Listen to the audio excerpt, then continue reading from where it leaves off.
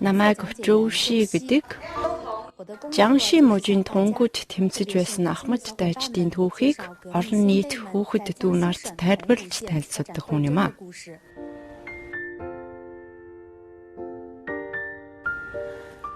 Манай нутаг тунгуу хувьсгалын өргөй үцэсгэлэнт байгальтай газар Маусадүний удирдсан намрын ургас сураалтын бослогийн нэгэн голомтон юм. Тунгуу дахь намрын ургас сураалтын бослогийн музейд үзүүлж байгаа Уучны гэрэл зураг, хувьсгалын баримт болоод хөшөө дурсгал,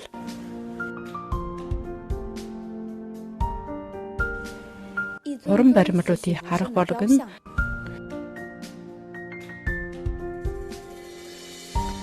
түүхийн тэрхүү мөчид очсон мэт санагддаг. Тайлбарлагч болсноос хойш би хувьсгалын түүхийг сайн тайлбарлах үүрэг хариуцлагаар ухамсарлажээ.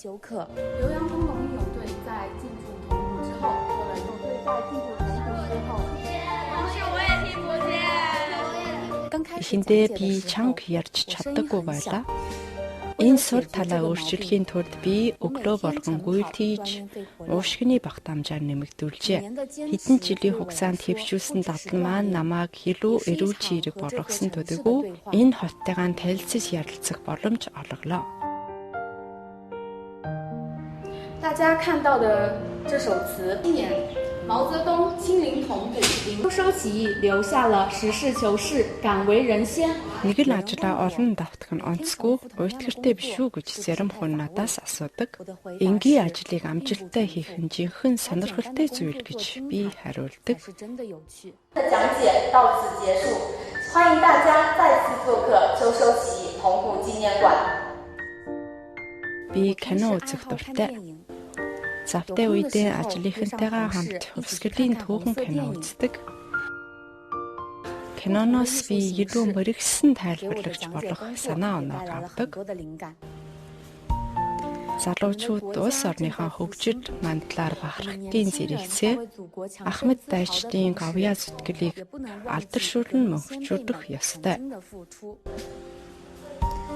Өөрийн хүчин чармаатаараа нутгийнхаа хувьсгалын түүхийг илүү олон хүмүүст хүргэж тэдний үзэл бодол, оюун санааг өвлөн уламжлах нь миний мөрөөдөл.